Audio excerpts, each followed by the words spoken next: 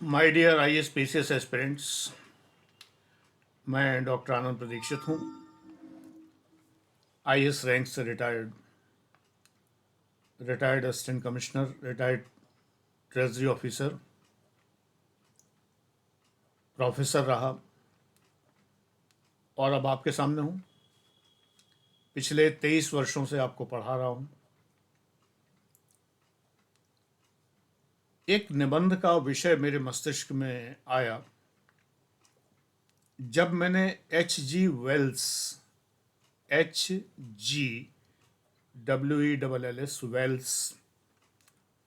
का एक वाक्य पढ़ा।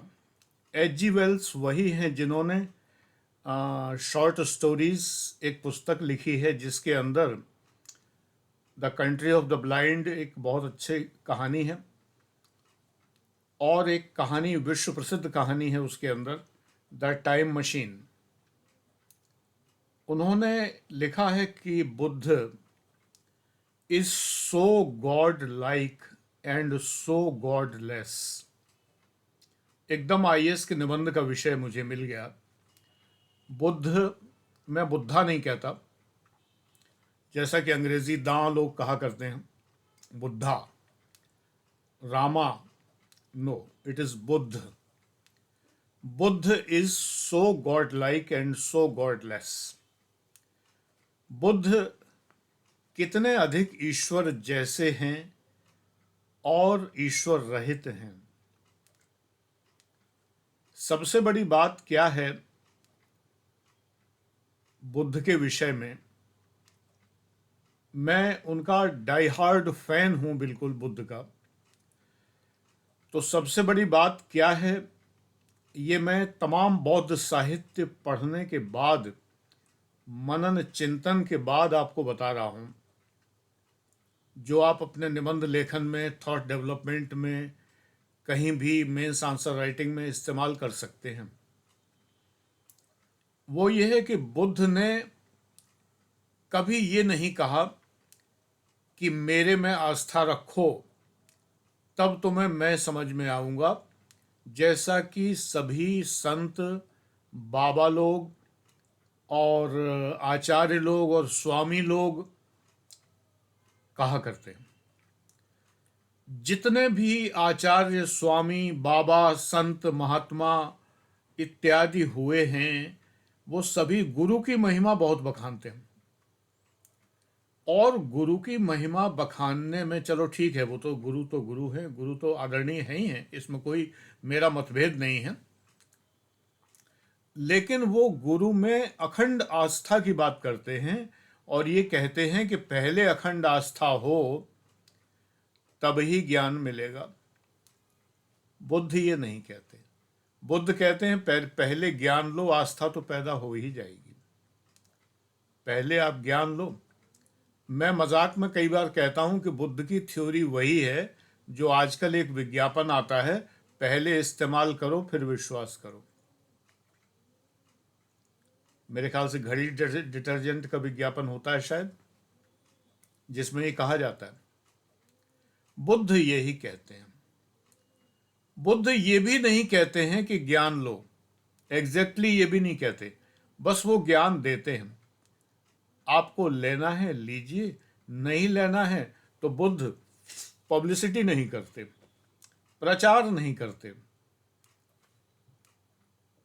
वरना तो सभी संत महात्मा जितने भी हैं, बड़े बड़े संत जिनके नाम लें, बड़े बड़े गुरुजन, प्रचार ज़्यादातर लोग करते हैं। पब्लिसिटी के लिए विदेशों में जाते हैं, विदेशों में गए हैं, विदेशी धर्म के साथ में कोलैबोरेशन भी कर लिया, जैसे ईसाई धर्म के साथ कोलैबोरेट कर लिया, हिंदू धर्म को वो भी किया, उन्हीं के चर्च जैसी परंपराएं बनाई, उन्हीं के चर्च की भांति। और जो चर्च के गान होते हैं, जो गायन होता है, जो वहाँ के पोएम होते हैं, वो उस तरह के जो गीत होते हैं, उस तरह के गीत भी बनाए परमहंस योगानंद जी ने। प्रचारार्थ ये प्रचार है।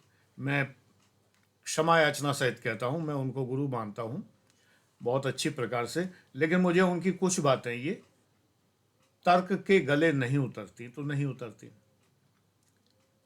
हिंदू धर्म अपने आप में सफिशिएंट है, इसे ईसाई धर्म के साथ कोलैबोरेट करने की जरूरत नहीं थी।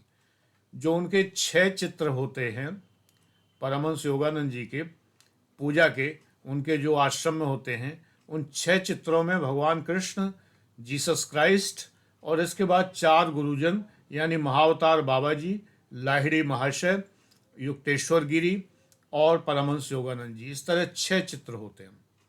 हमें किसी धर्म से कोलैबोरेट करने की ज़रूरत नहीं है। लेकिन ये कोलैबोरेशन क्यों किया गया विदेशों में? जिससे कि हिंदू धर्म की बातों का प्रचार हो सके, और वो भी प्रचार कम हुआ। ईसाई धर्म की बातें अपने मत में ज़्यादा मान ली परमहंस जी ने। सारा उनका गायन पूरा क्रिश्चियन तर्जों पर है, विदेशी तर्जों पर है, अंग्रेज़ी तर्जों पर है।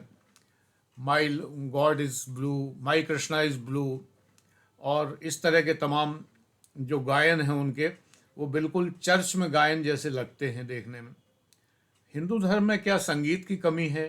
क्या हिंदू धर्म में कोई राग रागिनियों की कमी है? क्या हमारी भक्ति में कोई कमी है?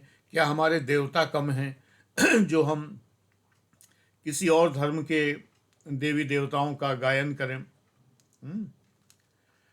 तो oh come on oh Jesus Christ, come on oh Jesus Christ, उनके में गाना है।